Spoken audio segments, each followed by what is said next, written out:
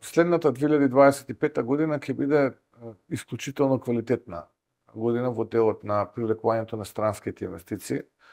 Но ono што е важно и што треба за нас да представува предизвик, каде ние ја гледаме македонската економија во овој сегмент за 10, 15, 20 години од денес.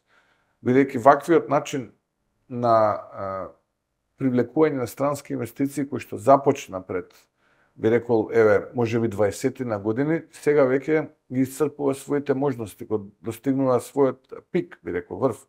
Ние сега треба да видиме како би го диверсифицирале се тоа, целосното портфолио во иднина и каде во иднина ние ја гледаме македонската економија во делот на странските директни инвестиции.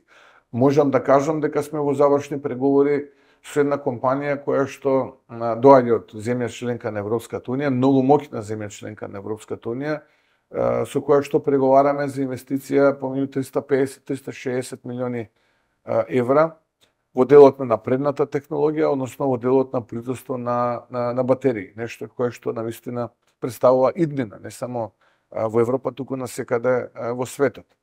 Потоа имаме и инвестиција на постоечки многу квалитетен инвеститор со огромно учество во извозот, кој што во јануари треба да се произнесе дали ќе ја проширува својата инвестиција тука, и тоа ќе значи многу за македонската економија.